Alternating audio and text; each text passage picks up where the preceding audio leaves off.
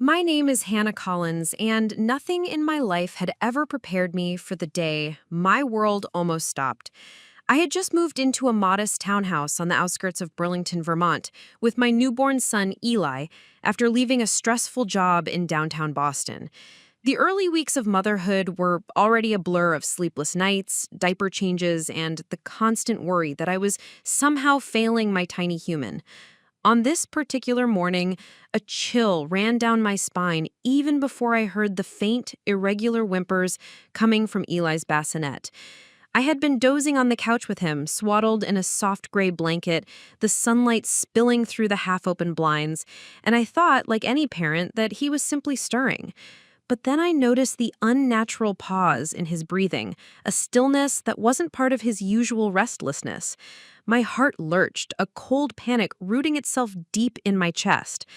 Before we jump back in, tell us where you're tuning in from, and if this story touches you, make sure you're subscribed because tomorrow I've saved something extra special for you. I grabbed my phone with trembling hands, my fingers fumbling as I typed a message that would forever haunt my memory. "Baby's not breathing. Need help." My finger hovered over the send button for a split second before I hit it, a desperate plea flung into the digital void of our family group chat. I watched the three dots appear, signaling someone was typing, and then nothing. Seconds felt like hours. My pulse was racing, and the room seemed to shrink around me. I could feel Eli's tiny chest, and he was turning blue. The rational part of my mind told me to call 911 immediately, but my first instinct was to reach out to my sister, Lauren, the one I had always relied on for guidance, support, and reassurance. She had two older children and had always been the experienced mom in the family. Surely she would know what to do.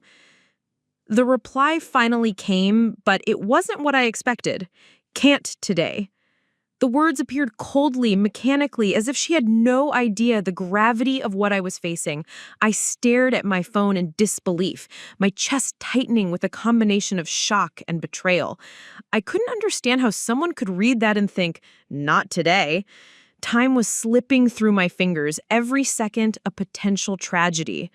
Panic clawed at me as I looked down at Eli's pale, still face. He wasn't breathing. His tiny arms twitched weakly. My hands shook violently as I scooped him up, trying to remember every fragment of infant CPR I had read about during those frantic prenatal classes. My mind was a whirlwind of fear and fragmented instructions. Check the airway, clear the nose and mouth, give gentle puffs of air, compress the chest. But my trembling hands made each step feel impossible. I glanced around the apartment, everything suddenly overwhelming in its ordinariness. The stack of unopened bills on the kitchen counter, the half-empty coffee cup, the soft hum of the refrigerator. It was absurd how normal everything seemed when my son's life was hanging by a thread. I realized then that I couldn't wait for anyone else to help. I had to act. My fingers dialed 911 with an almost robotic precision, my voice breaking as I explained the situation to the operator. "My baby isn't breathing. Please tell me what to do." The operator's calm, measured voice cut through my panic, guiding me step by step through CPR instructions. I followed each command, desperate for a sign, any sign that Eli would respond. Each compression and breath was a battle against my own terror, my heart pounding in my ears like a relentless drumbeat. As I worked, I sent a follow-up message to Lauren, my desperation now laced with anger and disbelief. "He could die if you don't help. I need you now." The response that came back was just as cold as the first. "I really can't, Hannah. I have plans." I stared at the screen, feeling a surge of something I couldn't quite name.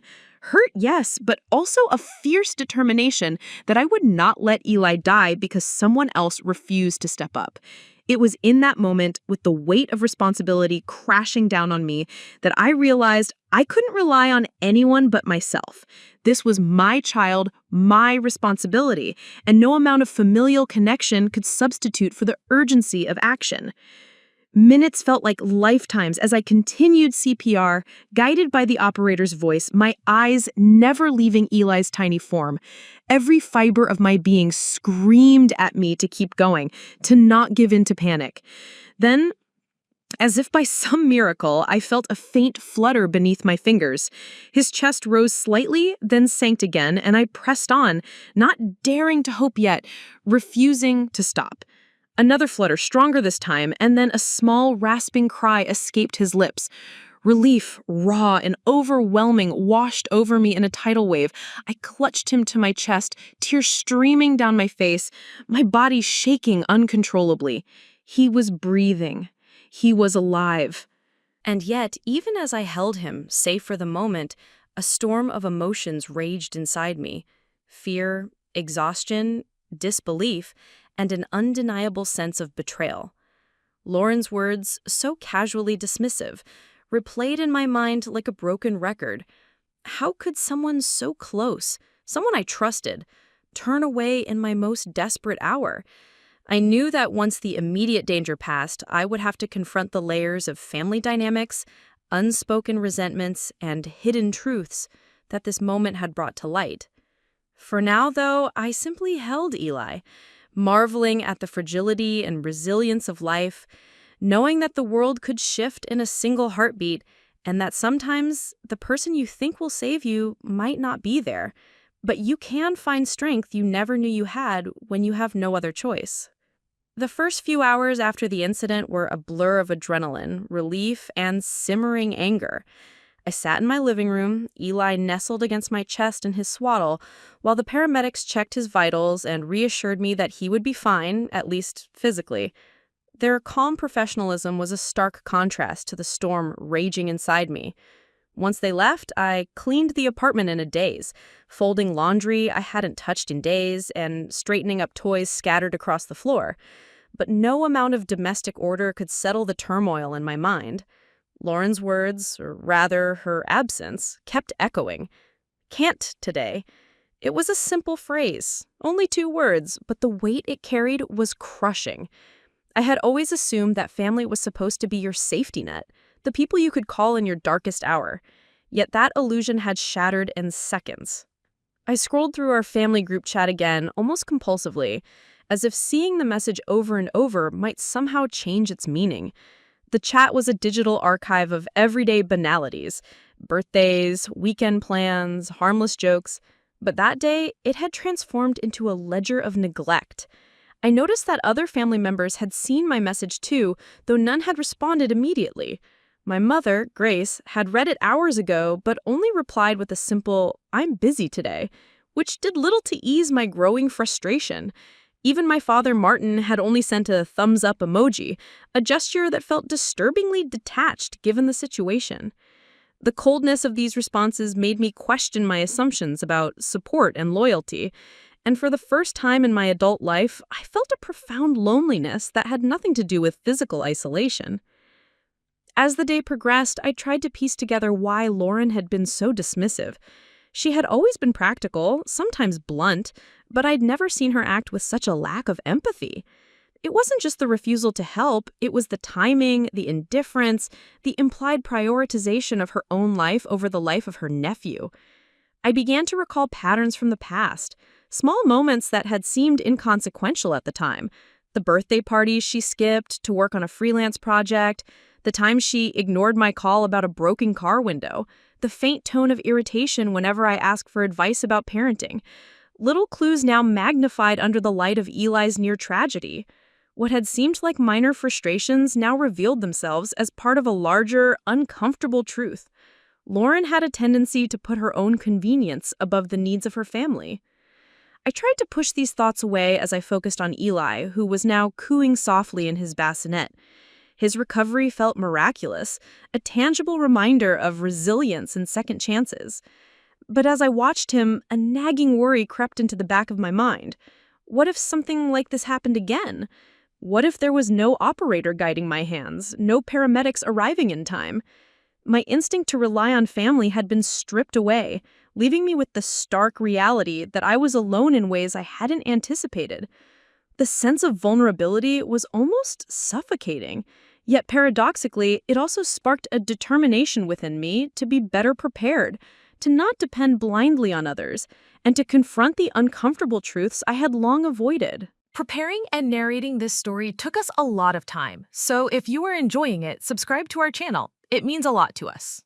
Now back to the story. Later that evening, I finally had a chance to talk to my neighbor, Karen, who had seen me rushing out to the ambulance. She listened quietly as I recounted the morning's events, her eyes widening at the details I had left out of the family chat messages. "Hannah, I can't believe your sister just ignored you like that," she said, shaking her head. Her words struck me harder than I expected. It wasn't just the event itself.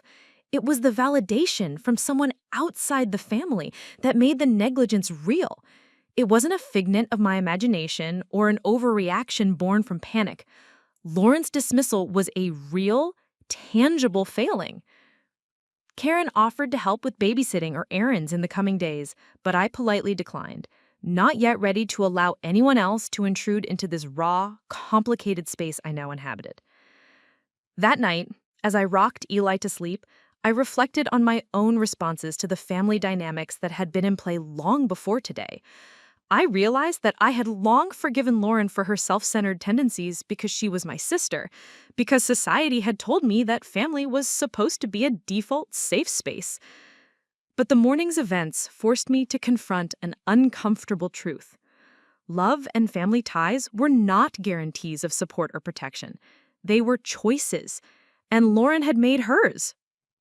I found myself feeling a bitter mix of sadness and resolve. I loved my sister, but I would no longer allow blind trust to dictate my child's safety or my peace of mind. Sleep came fitfully that night. Every time Eli stirred, my body jerked awake, every noise in the apartment amplified into potential danger.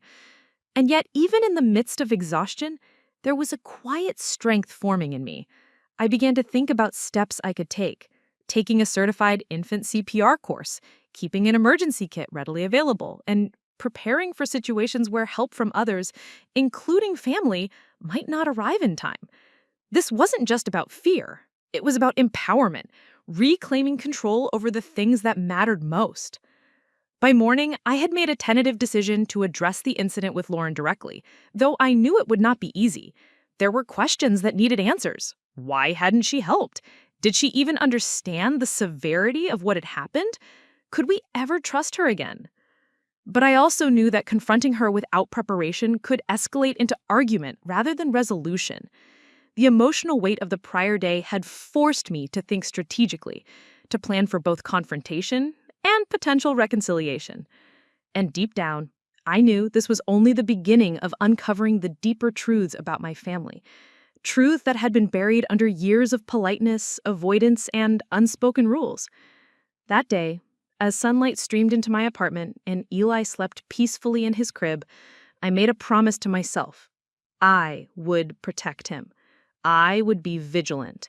And I would face the uncomfortable realities of the people I loved, even if that meant discovering betrayals I hadn't imagined. Today was just the setup. The establishing of a new reality in which safety and trust were no longer automatic. They were earned, and sometimes painfully so. The next morning, the quiet of my apartment felt heavier than usual. Eli slept soundly in his bassinet, his tiny chest rising and falling rhythmically, but I couldn't shake the memory of yesterday's near tragedy. Every time I closed my eyes, I saw those two words from Lauren, "Can't today," flashing on my screen, each repetition a needle pricking at my growing anxiety. I knew that while Eli was safe now, relying on someone like Lauren in a true emergency was no longer an option. The realization left a bitter taste in my mouth, but it also sparked a sense of urgency I couldn't ignore.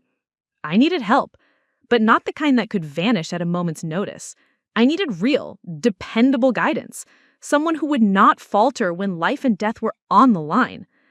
That afternoon, I found myself scrolling through local parenting forums and community boards, searching for emergency classes, pediatric support groups, anything that could equip me to handle a crisis on my own. Hours passed as I read story after story from other parents who had faced similar terrors, babies who stopped breathing in their sleep, children choking on food, accidents in the home, and survived because someone had been prepared. I printed out CPR instructions, bookmarked videos for first aid, and even called the local community center to ask about certified infant CPR courses. Each step made me feel marginally more in control, yet the gnawing anxiety remained. I realized that relying on someone like Lauren, especially Lauren, was a luxury I could no longer afford. It was around mid-afternoon when I received a notification on my phone, a message from an unfamiliar number. I hesitated before opening it, bracing for spam or a sales pitch, but the words made my stomach twist. "Hi, Hannah. This is Dr. Michael Langford from Burlington Pediatrics. I heard about your situation through a friend in your neighborhood. I just want to check in and see if you and Eli are okay. I can offer guidance if needed." My hands trembled as I typed a quick reply, explaining the situation in brief. Within minutes, Dr. Langford called me directly, his voice calm, reassuring, and unhurried. He didn't judge, didn't insinuate that I had done anything wrong. Instead, he walked me through step-by-step safety protocols, what signs to watch for in newborns, and how to handle emergencies without panicking. For the first time since that terrifying morning, I felt a thread of hope. Not only was Eli physically safe, but I was beginning to see that there were real people willing to help, people who didn't make excuses or say, "Not today." As the call ended, I realized that relying on external expertise might be the key to safeguarding Eli's well-being, but it also illuminated a deeper problem. Lauren's repeated dismissals were not just isolated lapses, they were symptomatic of a pattern I hadn't fully recognized. Over the years, I had excused her avoidance, chalking it up to busyness, personal priorities, or temperament. But now, faced with the possibility of losing my child, I could no longer ignore it. I had to confront the uncomfortable truth that family ties could not always be trusted, and that some people would prioritize convenience over responsibility, no matter how much I loved them. The stark reality weighed heavily on me. Later that evening, I decided to reach out to my other sister, Marissa, someone I had always considered more reliable than Lauren. I hesitated as I typed the message, my fingers hovering over the keyboard. Yesterday was terrifying. Eli stopped breathing. Lauren couldn't help, and I barely managed to keep him alive. I need support, not just advice, but real, present help if something happens again. I hit send, my heart hammering. Unlike Lauren, Marissa responded almost immediately, her message filled with concern and offers to come over, babysit, or even help arrange further emergency training. Her empathy was a balm for the raw nerve of betrayal I had been nursing, but it also made the contrast between the sisters painfully clear. I realized that the people you counted on the most were not always the ones who would show up when it mattered. That night, I sat in Eli's room, the soft glow of the nightlight casting gentle shadows across the nursery walls. He was asleep in my arms, and I could feel the steady rhythm of his breathing beneath my cheek. I thought about the past, about the moments I had assumed family would be my safety net, and I felt a mixture of grief, anger, and awakening. Grief for the illusions I had held, anger at Lauren's indifference, and awakening to the reality that I could no longer rely on others to guarantee my child's safety. It was a hard lesson, one that left me exhausted, but it also ignited a determination within me. I would no longer be passive or naive.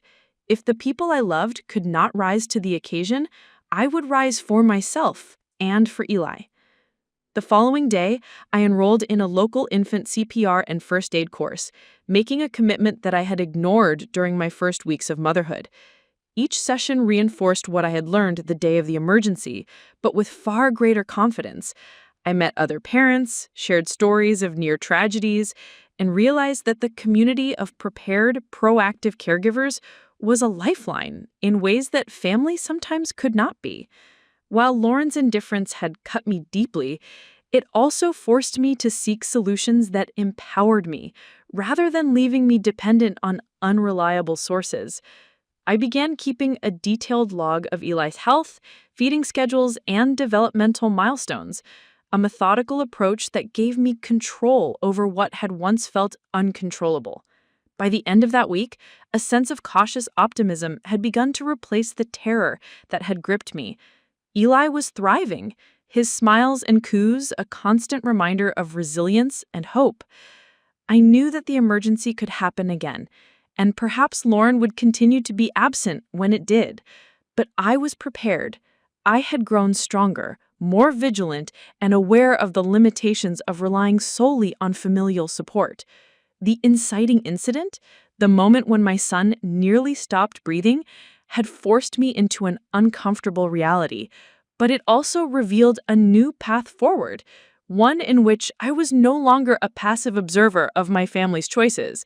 I was active, alert, and empowered, ready to face whatever came next with a fierce determination that had been born in the crucible of fear and necessity. It was late morning when I realized that the situation with Lauren could no longer be ignored. Until now, I had mostly internalized my feelings, digesting the mix of anger, fear, and disappointment in private.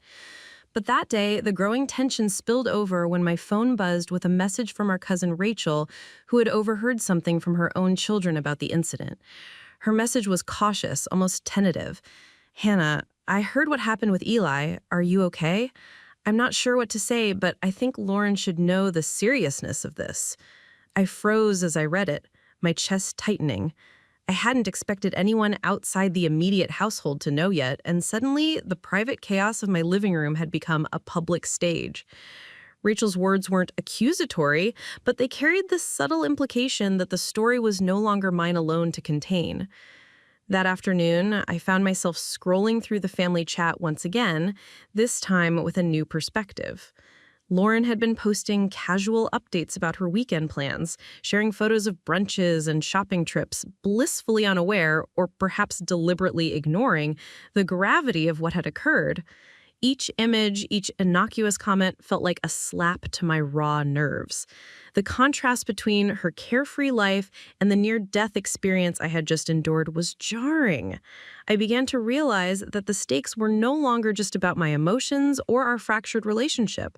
They were about accountability.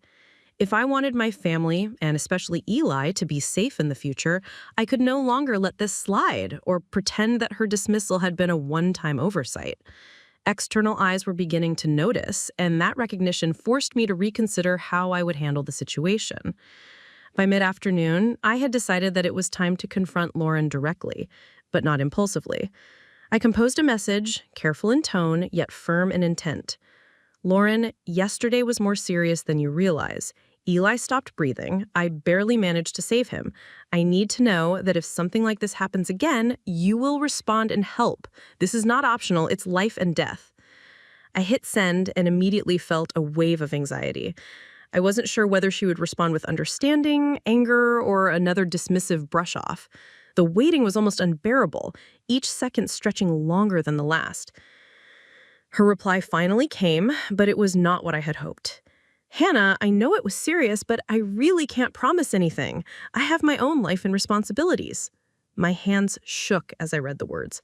It was blunt, unapologetic, and alarmingly casual for the severity of what had occurred. I felt a surge of frustration and helplessness, yet beneath it all, a part of me understood something crucial. This was a point of no return. I could no longer rely on Lauren, and pretending otherwise would be dangerous. The dynamic between us had shifted irreversibly, and it was now up to me to create a safety net that did not depend on her.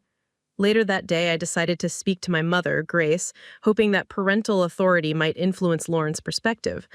I explained the gravity of the situation calmly, detailing the near-fatal episode and the indifference I had encountered.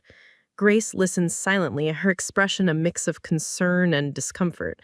When I finished, she sighed and said, "Hannah, I know Lauren can be self-centered, but she's always been like that. You might just have to accept that she won't always be there the way you want her to be." Her words struck me like a cold wind. It wasn't exactly what I wanted to hear, but it was confirmation of a truth I had been avoiding. Lauren's behavior wasn't a one-time lapse, it was a pattern, and it wasn't going to change unless forced by circumstance. I realized then that the responsibility for Eli's safety and my own peace of mind rested squarely on my shoulders. Determined not to let this realization paralyze me, I took proactive steps to secure Eli's well-being. I signed up for a pediatric emergency hotline subscription, scheduled a meeting with Dr. Langford for home safety recommendations, and began organizing a binder of instructions and contacts for trusted neighbors and friends who could respond if needed. I made a mental note to include Marissa in the plan, ensuring that at least one family member could be relied on consistently. Each action reinforced a growing sense of empowerment, a stark contrast to the helplessness I had felt when Lauren refused to help. That evening, Lauren stopped by my apartment unexpectedly, claiming she wanted to check on Eli. I opened the door, holding him close, my heart still cautious. Her smile was easy, casual, as though the previous day's events were trivial, almost forgettable. She made small talk, commenting on the nursery and asking innocuous questions about his sleep schedule, but I could see the flicker of discomfort when I mentioned the near miss. I chose my words carefully, maintaining composure while ensuring the message was clear. Her absence had consequences, and I would not allow it to happen again.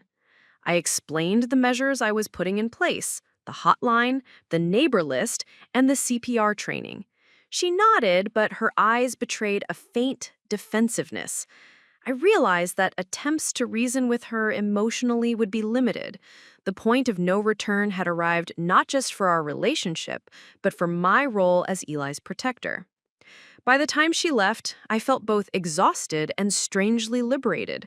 The confrontation had been tense, but necessary, exposing cracks in the family structure I had previously ignored.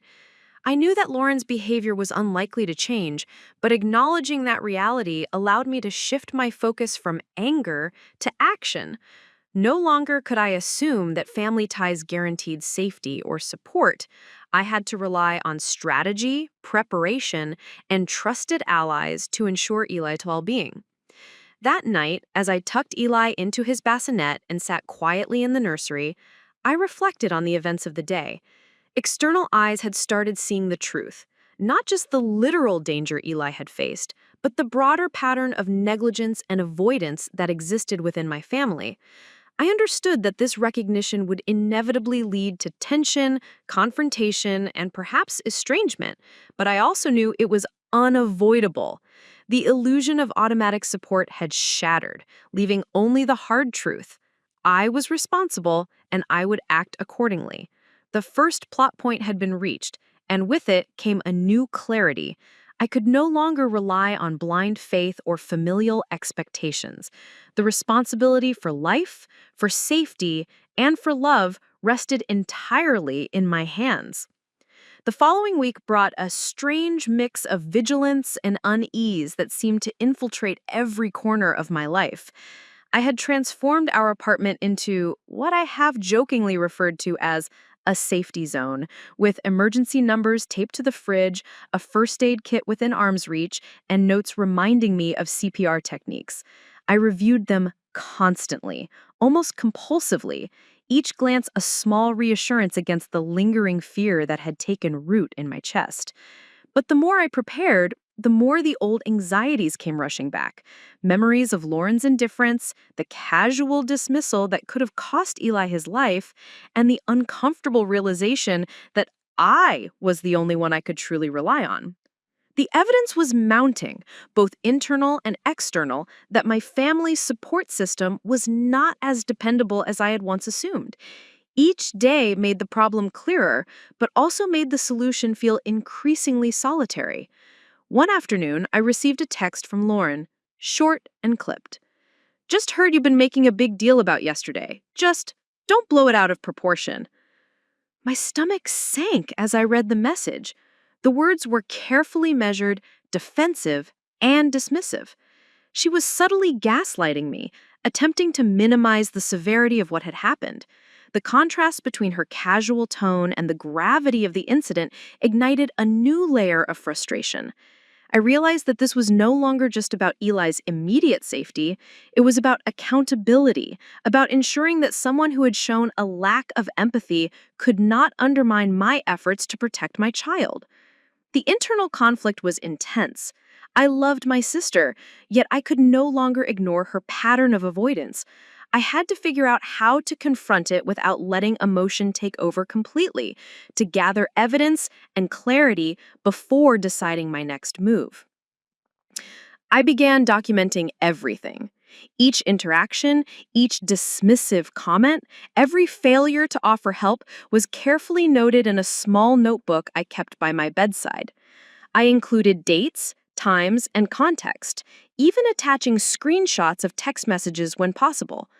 The process was tedious, almost exhausting, but I knew that if a more serious confrontation arose, or if I needed to justify my protective measures, having concrete proof would be essential. The act of writing it down also gave me a strange sense of control.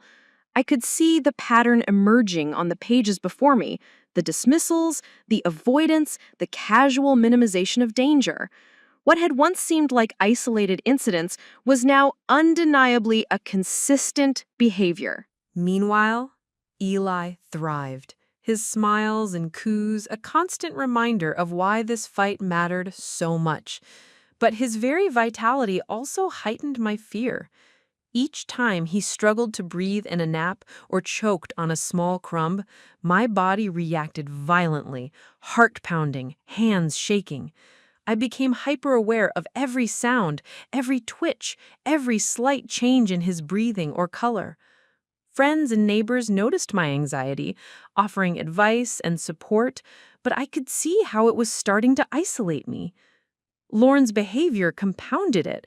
Her dismissive attitude now felt like an active obstacle rather than a mere disappointment. It was as though I was walking a tightrope, balancing between fear for my son, frustration with my family, and the need to maintain calm for my own sanity. One afternoon, Marissa came over to check on Eli and me. She noticed the notebook open on the counter and the stacks of medical guides scattered around. "You've really thought this through," she said, admiration in her voice, but also a hint of concern. I explained my rationale, from the emergency numbers to the CPR reminders and the documentation of interactions with Lauren. Marissa nodded thoughtfully, offering a quiet, steady presence that contrasted sharply with the chaos I had felt from other family members. Her support was validating, yet it also forced me to confront the truth. Not everyone in my life could be trusted in an emergency, and some relationships, even familial ones, required careful management. The more I prepared, the clearer it became that my sister's indifference was not just frustrating, it was a genuine risk, and ignoring it would be negligent. Then came a moment that crystallized everything. I had stepped out briefly to grab groceries, leaving Eli and Marissa's watchful care. When I returned, I found a small note from Lauren slipped under the door. "I still don't think it was that serious. He's fine, Hannah. Try to calm down." Reading it, I felt a mixture of incredulity and anger. The message was a perfect example of denial and minimization, the subtle attempt to convince me that my fear was unwarranted, that my urgency was somehow overblown. I realized that Lauren's dismissal was more than personality. It was opposition. She was actively resisting the acknowledgement of her own neglect, refusing to take responsibility for the danger her absence had created. This was not just a pattern. It was an opposition force, an obstacle I would have to contend with directly if I wanted to protect my child and assert control over my own life. As the days passed, the tension mounted. Every interaction with Lauren became a negotiation, a careful dance between maintaining civility and asserting necessity. I found myself rehearsing what I would say, considering tone, phrasing, and evidence, trying to strike a balance between confrontation and clarity. Each dismissive comment she made, each subtle attempt to invalidate my experience, reinforced my growing understanding that this was no longer about forgiveness or family harmony. It was about safety, preparedness, and accountability. The rising opposition was tangible, and the stakes could not be ignored. I had to gather all the evidence, maintain control over my emotions, and prepare for the inevitable confrontation that would either force acknowledgement or reveal the irreparable gaps in trust. By the end of the week, the house was quiet and Eli slept peacefully, and yet my mind raced incessantly. I had built a system, documented every interaction, and enlisted the support of those I could trust. Still, the internal conflict lingered. Anger toward Lauren, fear for Eli, and the anxiety of knowing that despite all my preparations, the next emergency could arrive at any moment. I realized that this phase, this rising opposition, was as much about testing my resolve as it was about protecting my son. I had to prove to myself that I could stand firm, document truth, and respond effectively, no matter how others chose to behave. It was the crucible that would define the next phase of our story, the point at which undeniable proof and decisive action would become essential to survival. The following week brought an unexpected twist that would shake the very foundation of my trust and force the truth into the open. I had been carefully documenting interactions with Lauren, keeping detailed notes and screenshots, but I hadn't realized how crucial that evidence would become until the moment arrived. It began innocuously enough. Lauren had volunteered to babysit Eli for a couple of hours while I ran errands, claiming that she wanted to make up for everything. I hesitated, a lingering doubt gnawing at me, but ultimately agreed. I left instructions on feeding, nap time, and emergency protocols, my mind circling like a predator over the smallest detail. I couldn't shake the sense that this was a test, either for her or for myself, but I pushed forward, reminding myself that part of growth was confronting these uncomfortable realities head on. Upon returning home, I found the apartment quiet, eerily so, with Eli sitting in his bouncer.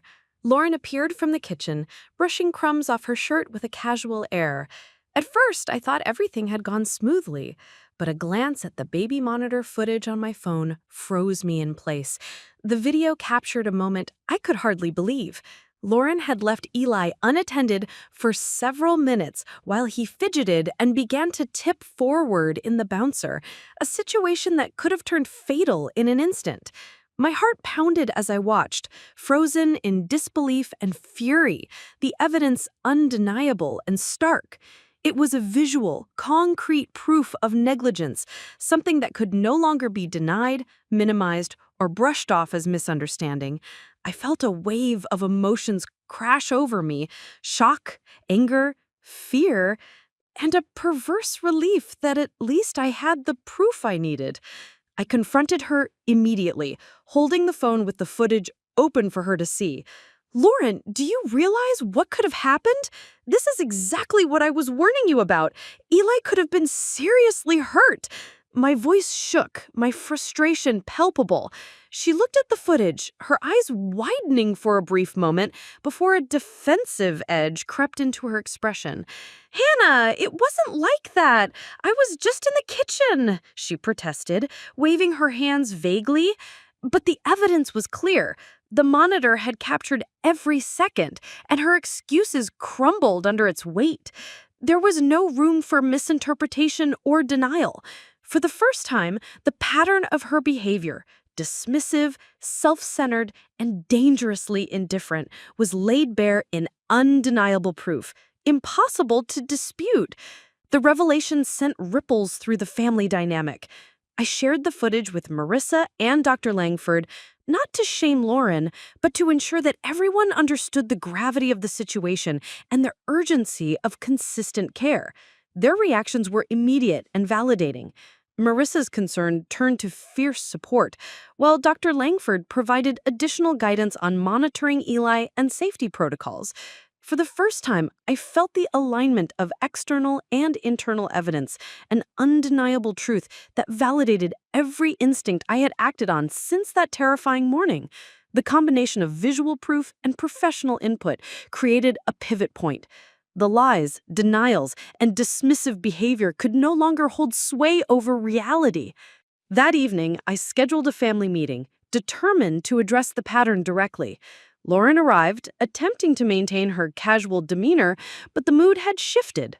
I presented the monitor footage, walking everyone through the timeline and the potential consequences had I not been present or alert. I explained the emergency procedures I had put in place, the hotline, the neighbor network, and the training I had undertaken. Each detail was factual, precise, and undeniable. As I spoke, I could feel the weight of previous frustration lifting, replaced by a clarity born of undeniable proof. This was no longer a debate about perception or feelings. It was about reality, accountability, and the safety of a child who depended entirely on adults to protect him. Lauren's defensiveness remained, but the veneer of control she usually projected was cracking. Other family members, including my mother, could no longer dismiss or minimize the situation. The objective evidence demanded acknowledgement. Even those who had been previously indifferent began to grasp the severity of the risks and the need for structured, reliable care. It was a turning point, the midpoint of our ordeal, where the truth became unavoidable, where the patterns of negligence were no longer hidden, and where the course of action moving forward could not be ignored. The undeniable proof had forced everyone to confront the situation as it truly was, not as they wished it to be. As I put Eli to bed that night, holding him close while reviewing the day's events in my mind, I felt a profound mix of exhaustion and relief. The moment of undeniable revelation had shifted the trajectory of our lives. The patterns of neglect and dismissal could no longer dictate Eli's safety or my sense of control. I had taken the steps to gather objective evidence, involve trusted allies, and establish clear protocols for the future. It was empowering, yet sobering. I realized that accountability would be a recurring challenge, that confrontation and vigilance would remain part of our reality. But for the first time, the truth was no longer obscured by excuses or minimization. It stood firmly in the light, impossible to ignore, demanding recognition and action. That night, as I lay beside Eli, listening to his soft breathing, I understood that the midpoint was more than just a revelation. It was a transformation. The stakes were clearer, the threats more defined, and my responsibility more pronounced. The undeniable proof had shifted the balance, forcing a confrontation not just with Lauren, but with the underlying truths of family, accountability, and resilience. I was no longer a passive observator or a naive, hope-filled sister. I was a protector, vigilant, informed, and unflinchingly determined to ensure that nothing like the near tragedy of that first day could ever happen again.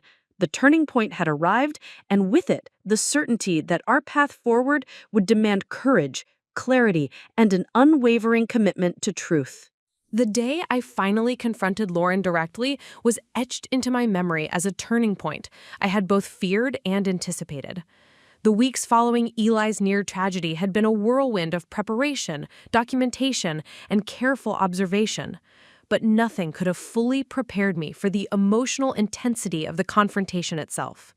I had rehearsed my words, gone over the evidence countless times, and fortified myself with the knowledge that the truth was undeniable. Yet standing in front of her, with Eli safely strapped in his carrier against my chest, the weight of every ignored warning, every dismissive comment, and every risk she had taken pressed down on me like a physical force. This was no longer a conversation about convenience or preference. This was life and death, morality and accountability, all colliding in one room. "Lauren," I began, my voice steady, despite the adrenaline coursing through me, "we need to talk about Eli, about yesterday, and everything leading up to it. I've tried to be patient. I've tried to assume you didn't understand the seriousness, but this stops now.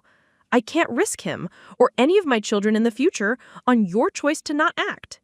I held her gaze, and for the first time, I noticed a flicker of unease pass over her face, a crack in the armor of indifference she had so carefully maintained. She opened her mouth to reply, but I raised my hand gently to pause her, wanting her to hear the evidence before any excuses could be offered. I pulled out my phone and showed her the monitor footage, every second of it unspooling before her eyes, each moment of neglect undeniable and stark. The color drained from her face as she watched, and I felt a mixture of vindication and sorrow. This was a family member I loved, yet someone who had put my child in real danger, and the truth could no longer be obscured. "You see this, don't you?" I asked quietly, though my voice carried the weight of anger beneath its calm exterior. "This is what happens when you choose convenience over responsibility. This is what could have ended my son's life." She looked down at her hands, silent, and I realized that for the first time, she couldn't argue her way out. The evidence was not abstract. It was tangible, undeniable, and catastrophic in its clarity. I could see her internal struggle, denial, defensiveness, shame, but there was nothing left to hide behind. I continued, describing the steps I had taken to ensure Eli's safety, the emergency plans, the hotline, the trusted neighbors, the documentation of every interaction. I explained that this was not an attack on her as a person, but a necessary confrontation with her choices and their consequences. As I spoke, the room seemed to shrink around us, the tension palpable. I realized that this was the point of no return, not just for our relationship, but for my own sense of agency. I could no longer allow her to be a variable in my child's safety. I had to fully embrace my role as protector, fully aware that speaking the truth and demanding accountability might fracture our family permanently. Yet the alternative, silence, inaction, or forgiveness without acknowledgement, was unthinkable. Every fiber of my being screamed that I could not compromise on this. I could feel Eli squirming slightly in his carrier, a reminder that this was no longer theoretical. This was real life, and I was responsible. Lauren finally spoke, her voice small, almost hesitant. "Hannah, I didn't realize it was that serious. I didn't mean to." I interrupted, gently but firmly. "It's not about meaning to. It's about what you did or didn't do. Intent doesn't undo risk. Your lack of action could have killed him, Lauren. I can't pretend that's okay anymore." Her eyes glistened with tears, but I knew it was too little too late to absolve the danger she had created. The gravity of the situation had forced a shift, and the truth was no longer negotiable. I could feel a weight lifting from my shoulders, even as the emotional toll remained high. The confrontation was draining, but necessary. After a long silence, I added, "From now on, I will make sure Eli's safety is never dependent on someone else's choice to prioritize themselves. I love you, but love does not replace responsibility. I'm telling you this because you need to understand the stakes and because I can't be silent any longer." There was a pause, and then Lauren nodded quietly, a reluctant acknowledgement of her negligence and the reality she could no longer deny. The moment was heavy, complicated, a mixture of relief, sorrow, and resolution. I felt a sense of finality, knowing that while relationships might be tested, the truth had been spoken and action would follow. That night, after Lauren left, I sat in the nursery holding Eli close and reflecting on what had transpired. The confrontation had crystallized a hard truth. Speaking the truth, no matter how uncomfortable, was the only way to create lasting change and ensure safety. The internal conflict that had plagued me, anger, fear, love, and frustration, had reached a point where I could no longer remain silent. By taking decisive action, presenting undeniable evidence, and asserting responsibility, I had crossed a line that could not be uncrossed. The choice to speak had been terrifying, but necessary. It had marked the moment where inaction ended and empowerment began. In that quiet room, I realized that this confrontation was not just about Eli's immediate safety. It was about asserting boundaries, demanding accountability, and acknowledging that love alone could not protect my child from real-world risks. I had learned, in the most intense way possible, that sometimes the hardest truth to speak is the one that ensures survival. The choice to confront Lauren fully, to refuse silence, and to demand recognition of her negligence was the crucible through which I had been forced to grow.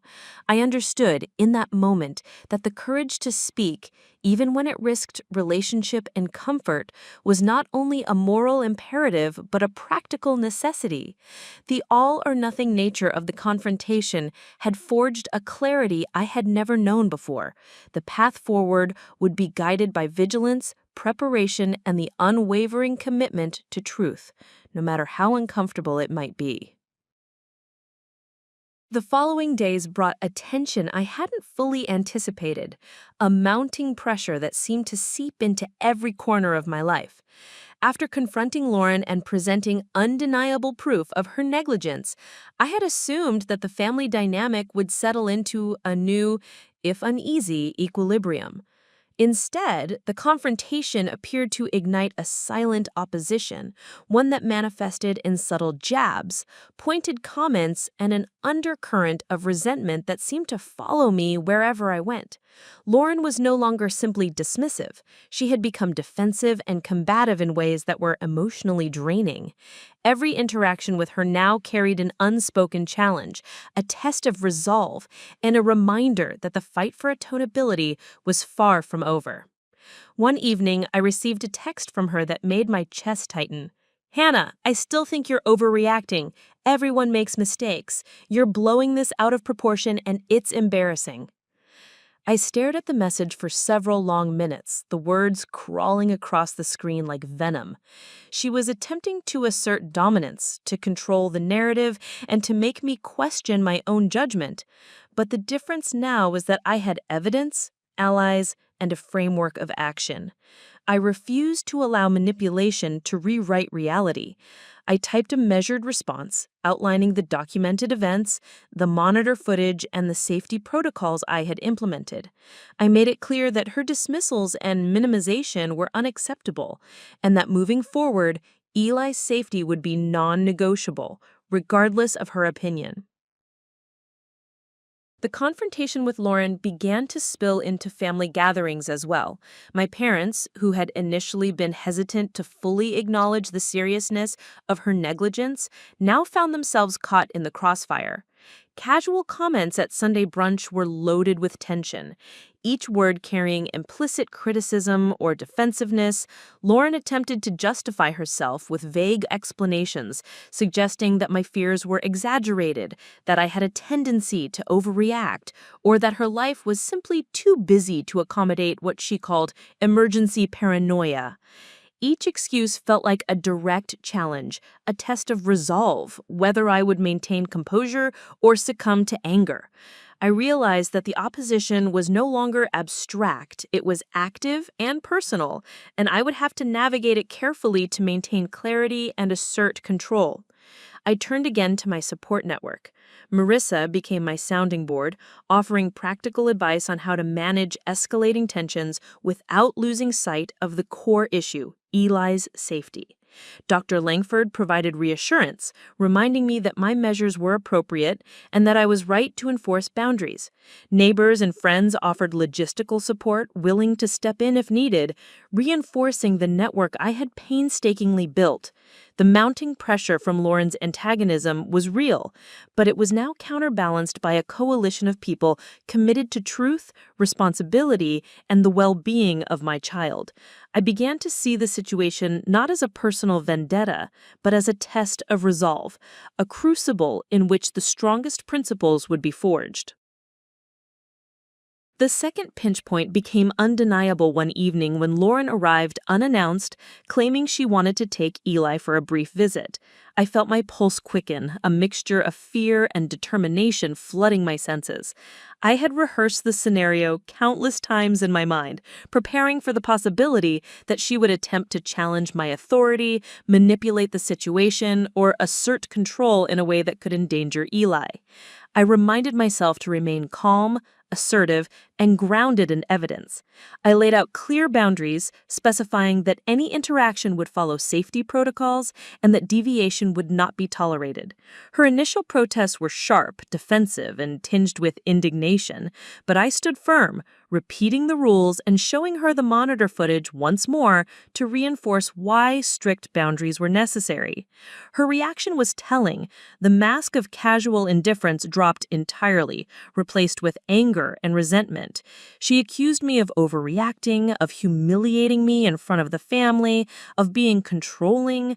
I realized then that confrontation with the antagonist was not merely about Eli's safety, it was about the clash between accountability and denial, between truth and self-serving narratives.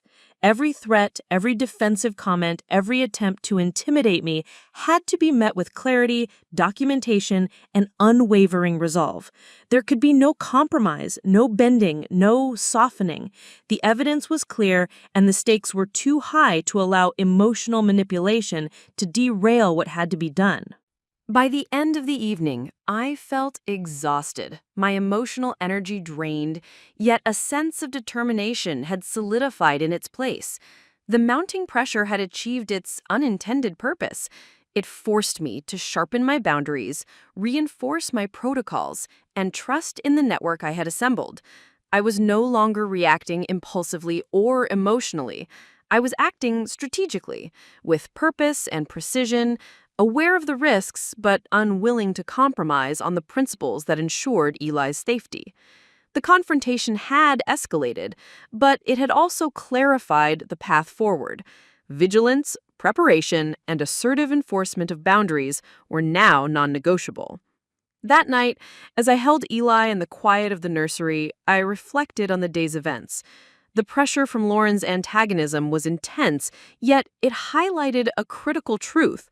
The only way to protect what mattered most was to confront opposition directly, to rely on evidence rather than emotion, and to maintain unwavering commitment to the safety and well-being of those in my care. I understood that the challenges ahead would continue to test my patience, resolve, and courage. But I was ready. The confrontation had revealed the stakes, clarified the truth, and forged the resilience I would need to navigate the darkest moments yet to come. In that quiet room with Eli sleeping peacefully, I felt the steady pulse of determination. The opposition was formidable, but the truth and my commitment to protect it was stronger. The following week was a trial unlike any I had faced before. The confrontation with Lauren and the mounting opposition had left me emotionally exhausted, but nothing could have prepared me for the wave of consequences that followed. Suddenly, the family dynamic, which had always been somewhat predictable, became a minefield. Casual interactions turned tense, casual visits stopped, and whispers followed me in rooms I had once thought safe. Lauren's subtle campaign to undermine me took shape in ways that were difficult to prove, but impossible to ignore. Friends who had once been neutral now asked awkward questions. Relatives exchanged sidelong glances, and even my parents seemed reluctant to fully support me, caught between loyalty to one daughter and recognition of the undeniable truth. The fallout from speaking the truth was heavier than I had imagined. I found myself increasingly isolated. The emotional labor of constantly defending my decisions, explaining protocols, and validating my vigilance drained me completely. Every time I tried to relax, the thought of potential danger to Eli surged like a wave of panic. Nights were the hardest. I would wake every few hours, checking his breathing, feeling for any sign of distress, and then lie awake for the rest of the night replaying interactions with Lauren and the subtle ways she had questioned my judgment. I began to doubt myself in fleeting moments, wondering if I had overreacted, if my vigilance was paranoia, if the isolation I felt was an unavoidable side effect of telling the truth. The emotional toll was relentless, and the pressure intensified by the knowledge that Eli's safety was ultimately my responsibility alone. One afternoon, I received a particularly jarring message from Lauren. It read, "Hannah, everyone is talking. People think you're being dramatic. Maybe you should relax and stop making everything about Eli. You're scaring everyone." Her words were sharp, calculated, and deeply manipulative. They were designed to erode my confidence, make me second-guess my steps I had taken to protect my child, and isolate me from allies. I felt a wave of anger, followed by a sinking sense of despair. The moment crystallized the emotional cost of accountability. Telling the truth, demanding responsibility, and confronting negligence had consequences that extended far beyond the immediate incident. The backlash was real, the isolation was palpable, and the weight of responsibility pressed down harder than ever. At that moment, I realized that the stress wasn't just emotional, it was physical. My body reacted with tension headaches, muscle aches, and restless nights that left me drained. I found myself snapping at small things, emotionally brittle in ways that frustrated me further. Even simple decisions felt heavy, as though every choice was loaded with consequences and judgment. I knew I had to find a way to cope, not only for myself, but for Eli, whose well-being depended on my stability and calm. I began meditating briefly each morning, focusing on controlled breathing and journaling to process the torrent of thoughts and feelings that seemed to constantly swirl in my mind. It was a small but vital act of preservation, a way to ground myself in the midst of mounting pressure and relentless opposition. During this period, the social isolation became more pronounced. Invitations to family dinners dwindled, and casual visits were replaced with silence or subtle hostility. Lauren, in particular, avoided acknowledging her accountability directly, opting instead for passive-aggressive comments, indirect jabs, and calculated minimization of the situation. Her strategy was clear: to make me question my actions, to create self-doubt, and to regain control over a narrative she could not ignore. I realized that facing this opposition required more than evidence. It required resilience, mental fortitude, and an unwavering focus on the goal of keeping Eli safe. The emotional and physical toll was intense, yet I also recognized it as an inevitable stage in the process of confronting truth and accountability. One particularly difficult night, I found myself sitting in Eli's nursery, exhausted, tears streaming silently down my cheeks, questioning whether the fight was worth it. Every rational part of my mind knew it was necessary, yet the loneliness of this phase felt suffocating. I thought about what it would be like if I gave in, if I stopped enforcing boundaries, if I allowed Lauren's influence to erode the safety measures I had so meticulously established. The consequences of inaction were unthinkable, and yet the immediate cost of action was emotionally brutal. It was the lowest point, a dark night of the soul where I felt the immense weight of responsibility, the sting of isolation, and the raw intensity of confronting someone I loved who had endangered my child. In the midst of this despair, I began to lean even more heavily on Marissa and Dr. Langford, whose calm presence and guidance provided a stabilizing anchor. Marissa offered both emotional support and practical suggestions for dealing with Lauren's antagonism, while Dr. Langford reinforced that my vigilance was not overreacting, but a necessary precaution for Eli's well-being. Slowly, I began to understand that the darkness of this phase was not a failure. It was a test of endurance, a crucible designed to force clarity, resilience, and unwavering commitment to truth. The intensity of the backlash and isolation had to be faced head-on, not avoided, in order to emerge stronger, more prepared, and ready to confront the next stage of the ordeal. By the end of the week, while the emotional exhaustion remained, a subtle shift began to take hold. I recognized that the consequences and backlash were not signs of weakness or error, but evidence that I had challenged neglect and stood firm in the face of opposition. The isolation, the fatigue, and the pressure were painful, but they were also proof that the truth had been spoken and that the necessary changes were taking root. In that moment, I resolved to continue forward, to maintain vigilance, and to protect Eli at all costs, knowing that this dark night of the soul, though painful, was forging the endurance and strength I would need for the final confrontation to come. The day of the final confrontation arrived quietly, but with a weight that pressed down on every aspect of my life. I had spent weeks meticulously preparing, gathering evidence, reinforcing boundaries, and ensuring that I had the support of allies I could trust. What lay ahead was no longer a private battle. It was a public test of accountability, responsibility, and the undeniable truth I had been forced to confront. I felt a strange mix of fear, determination, and clarity as I made my way to the small community center where our family meeting was scheduled. The decision to hold the discussion in a neutral, structured environment was deliberate. It removed the chaos of home dynamics and placed the truth in a context where it could be recognized and addressed formally. Every step I took felt charged with the responsibility of advocating not just for myself, but for Eli's safety and the integrity of our family's accountability. When we arrived, the atmosphere was tense.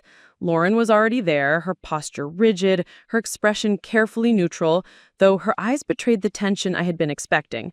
Other family members and a few close friends had also been invited to witness the conversation and provide support.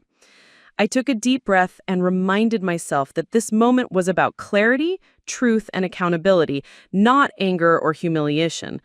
I carried Eli and his carrier against my chest, feeling the steady rhythm of his breathing, a physical reminder of why every step I was taking mattered.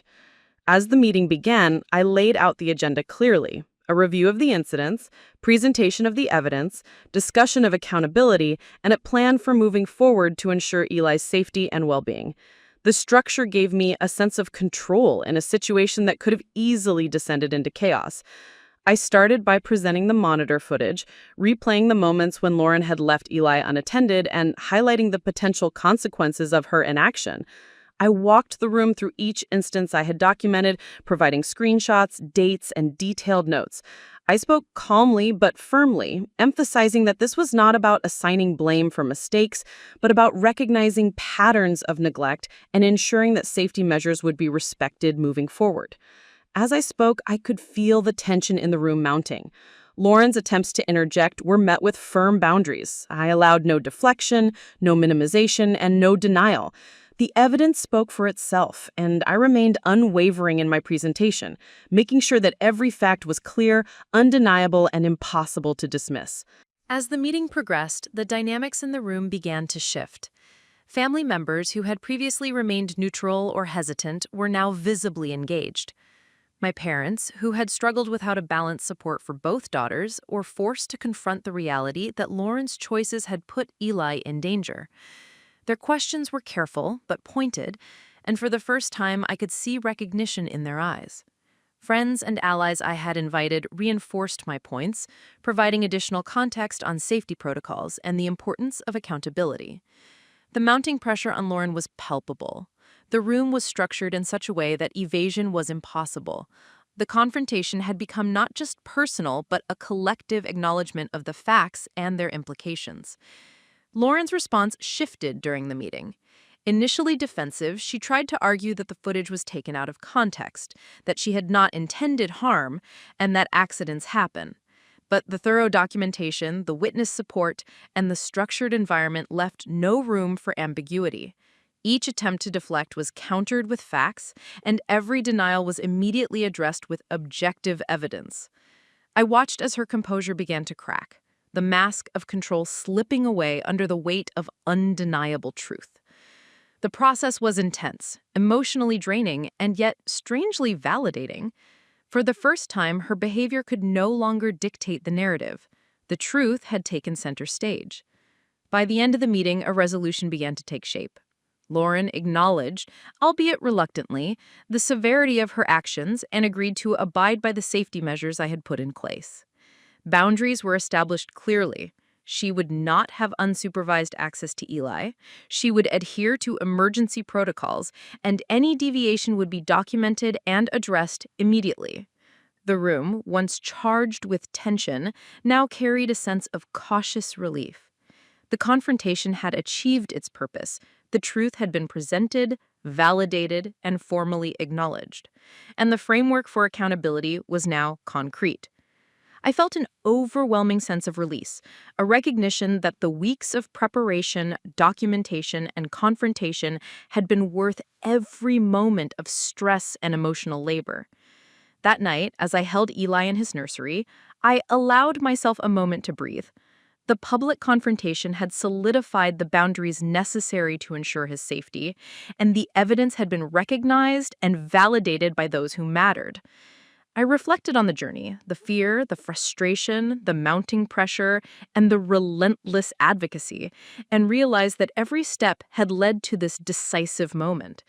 I had spoken the truth, demanded accountability, and ensured that my child's well-being would no longer be left to chance. The final push had been exhausting, but it had also been transformative, turning fear into action and opposition into clarity. In that quiet, reflective moment, I understood the magnitude of what had been accomplished. The confrontation had not only validated the immediate truth, but had also reshaped the dynamics within my family, creating a precedent for responsibility and accountability that could not be ignored. I felt a deep sense of empowerment, knowing that the stakes had been high, the opposition formidable, and yet the truth had prevailed. Holding Eli close, listening to the soft rhythm of his breathing, I knew that this moment marked the culmination of vigilance, preparation, and unwavering commitment to safety and truth. The final push had brought clarity, resolution, and a sense of peace that I had not felt since that terrifying morning. The path forward was no longer uncertain. The truth had been firmly established, and the framework for protection was unshakable. In the days following the confrontation, the atmosphere in our family began to shift in subtle but unmistakable ways. The tension that had hung like a cloud for weeks started to dissipate, replaced by a cautious, careful acknowledgement of the truth that had been undeniable from the beginning. I noticed it first in my parents, who approached me with a newfound respect, a recognition that I had acted not out of anger or spite, but out of necessity, an unwavering commitment to Eli's safety. The acknowledgement was quiet at first, a simple nod, a conversation about household responsibilities, or a moment of genuine concern, but it was unmistakable. For the first time, the ripple effect of speaking the truth began to materialize, demonstrating that courage and clarity could indeed lead to tangible change. Lauren, meanwhile, had begun to adapt, albeit reluctantly, to the boundaries we had established. Her demeanor remains somewhat guarded, but the public acknowledgement of the events and her agreement to adhere to safety protocols had created a new framework that could not be ignored. I could see her processing the weight of what had happened, the reality of the near tragedy she had been involved in, and the importance of her compliance going forward. There were no dramatic apologies or emotional displays. Instead, there was a gradual, steady acceptance of responsibility, marked by actions rather than words. She began to follow the safety measures I had outlined, from supervised interactions with Eli to adherence to emergency protocols, and each small step reinforced the shift from denial to accountability.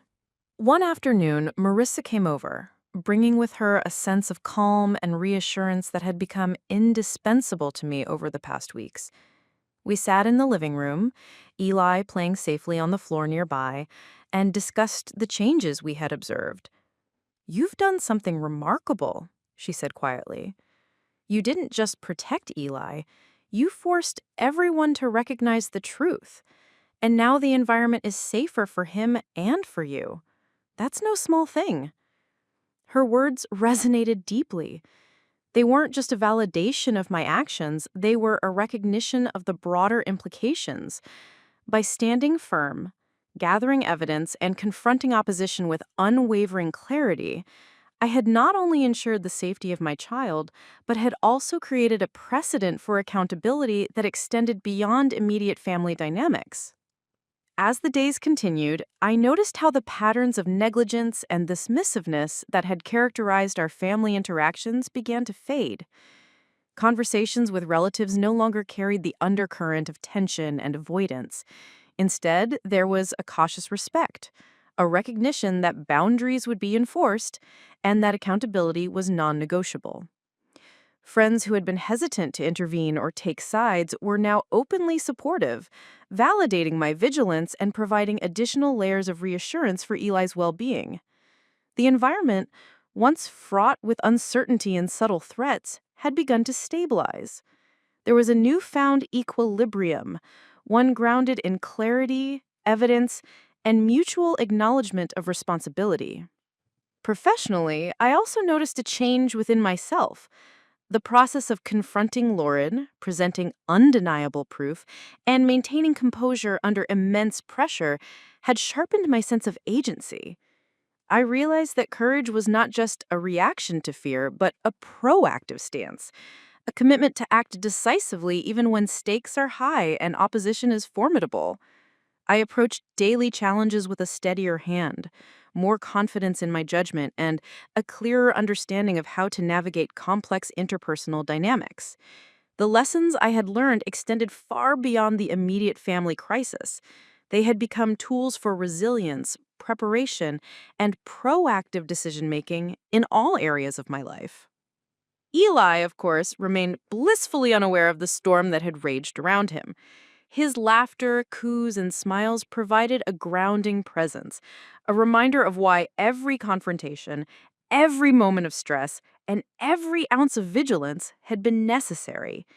Each day, I watched him grow, develop, and thrive, a living testament to the fact that the steps I had taken were effective.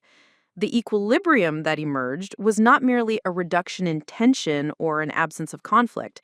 It was the creation of a tangible environment in which Eli could safely flourish, supported by clear rules, boundaries, and the presence of adults committed to his well-being. Even in quiet moments, I reflected on the journey we had undertaken. From the initial crisis, through confrontation, documentation, and mounting opposition, to the public acknowledgement of truth, every step had been necessary. I understood that this resolution was not simply about vindication or validation. It was about creating a sustainable framework for safety, accountability, and clarity. The family had shifted, relationships had been recalibrated, and the power of truth had been demonstrated in a way that left no room for doubt.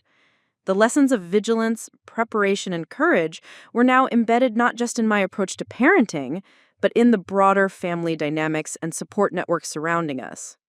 By the end of that week, I felt a deep sense of relief and empowerment. The immediate threat had been addressed, the opposition managed, and the environment stabilized. There were no grand declarations, no dramatic ceremonies. Instead, there was a quiet, steady acknowledgement that the truth had prevailed, and that the steps I had taken to ensure Eli's safety had been both necessary and effective. Justice, in this sense, was not punitive, but protective. It had safeguarded my child, reinforced accountability, and established a new standard for responsible behavior within the family. The resolution was tangible, practical, and deeply affirming. In the quiet moments after putting Eli to bed, I sat in his nursery and allowed myself to absorb the magnitude of what had transpired.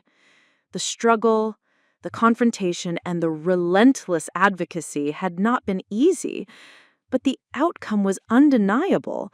A new equilibrium had been established, grounded in truth, accountability, and unwavering commitment to safety. I had ensured that Eli's well-being was safeguarded, that boundaries would be respected, and that the lessons learned through confrontation and vigilance would continue to guide us. The resolution was complete, and in that quiet, reflective moment, I felt a profound sense of validation, purpose, and hope for the future. The weeks following the resolution brought a profound sense of transformation, one that went beyond simply restoring safety for Eli and reinforcing boundaries with Lauren. I began to notice a subtle but powerful shift within myself, a confidence, a clarity, and a resilience that had been forged in the crucible of confrontation, vigilance, and unwavering commitment to truth. The crisis that had initially left me terrified and isolated had evolved into a defining moment of empowerment. I realized that my role as a mother, protector, and advocate extended beyond reacting to emergencies. It was about proactively shaping an environment of accountability, safety, and trust. This new perspective infused every aspect of my life, from parenting decisions to family interactions and even my own sense of self-worth. Eli thrived in the stability we had established. With clear boundaries in place, I was able to focus on nurturing his development without the constant anxiety that had plagued those early days. His laughter filled the house in a way that felt almost celebratory, a daily reminder of why every confrontation, every moment of stress, and every step of vigilance had been necessary. I found joy in the small routines, reading to him in the mornings, watching his fascination with colors and shapes, and celebrating his tiny milestones. Each moment was amplified by the knowledge that these simple joys were now safeguarded by the measures I had worked tirelessly to enforce. The sense of empowerment I felt was inseparable from the tangible peace I observed in Eli's daily life. I also began to extend the lessons I had learned to others. Conversations with friends and family shifted from recounting the immediate crisis to discussing strategies for proactive safety, accountability, and conflict resolution. I realized that my experience, painful as it had been, could serve as a guide for others navigating similar challenges. I shared insights on documenting concerns, establishing boundaries, and confronting denial with evidence, always emphasizing the importance of calm, clarity, and unwavering commitment to truth. In doing so, I discovered that transformation was not only personal, but communal. By using my experience to help others, I reinforced my own sense of purpose and created a ripple effect of awareness and responsibility that extended far beyond the walls of my home. Lauren's relationship with Eli remained cautiously functional. While the tension and defensiveness had not vanished completely, there was now a framework for accountability that governed every interaction. She adhered to the protocols we had established, recognizing that any deviation would be immediately addressed. This structure, rather than restricting her, created a predictable environment in which responsibilities were clear and safety was guaranteed. Observing her gradual adaptation reinforced the lesson that transformation is often gradual, requiring consistency, clear boundaries, and sometimes uncomfortable confrontation. The changes were not dramatic or instantaneous, but they were real, measurable, and enduring. On a personal level, I felt the deepest shift in my own perception of agency and strength. The journey had demanded that I confront fear, opposition, and isolation head-on, relying on evidence, preparation, and a steadfast commitment to truth. I realized that courage was not an abstract concept. It was a series of deliberate actions taken even when stakes were high and the outcomes uncertain. This awareness permeated every aspect of my life. I approached challenges at work with greater confidence, handled interpersonal conflicts with clearer boundaries, and embraced parenting with a renewed sense of purpose. The transformation was holistic, affecting not only my role as a protector, but my identity as a person capable of shaping outcomes through decisive, principled action. One afternoon, as I watched Eli playing in the sunlight streaming through the nursery window, I reflected on the journey that had brought us to this moment.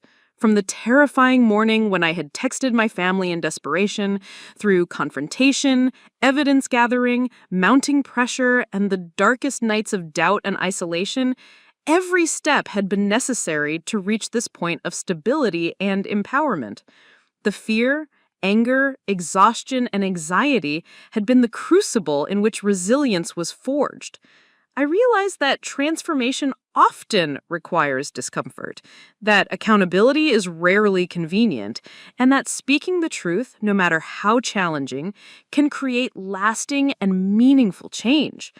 I also recognized that my story was no longer just about Eli or the immediate family crisis. It had become a symbol of hope, courage, and the power of action in the face of neglect and denial. Sharing our experience, even in small, private conversations, became a way to inspire others to confront difficult truths, establish clear boundaries, and protect those who cannot advocate for themselves. The message was simple yet profound. Vigilance, preparation, and the courage to act decisively can transform fear into safety, uncertainty into clarity, and isolation into empowerment. As evening fell, I held Eli close and whispered promises of protection, care, and unwavering vigilance. The transformation that had begun with crisis had now become a foundation for our daily life, a life defined by safety, clarity, and purpose. I understood that challenges would continue to arise, that boundaries would sometimes be tested, and that vigilance would remain necessary. But the fear that once dominated our home had been replaced with confidence, the uncertainty with clarity, and the despair with hope. I felt, for the first time, that the journey had not only secured Eli's well-being, but had reshaped our lives, our family dynamics, and my own sense of self in a way that would endure for years to come. In that quiet, reflective moment, as Eli drifted off to sleep in my arms, I realized that the transformation was complete. I was no longer simply reacting to crisis. I was living in a space defined by truth, courage, and empowerment. The journey had been arduous, the confrontation intense, and the emotional toll heavy, but the outcome was undeniable. A life secured, boundaries respected, and a mother transformed into a protector who could face any challenge with clarity and resolve.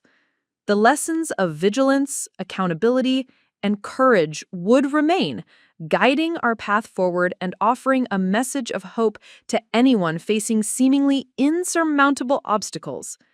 The journey had ended, but the impact of truth, action, and resilience would continue to shape our lives indefinitely. Up next, you've got 2 more standout stories right on your screen. If this one hit the mark, you won't want to pass these up. Just click and check them out. And don't forget to subscribe and turn on the notification bell so you don't miss any upload from us.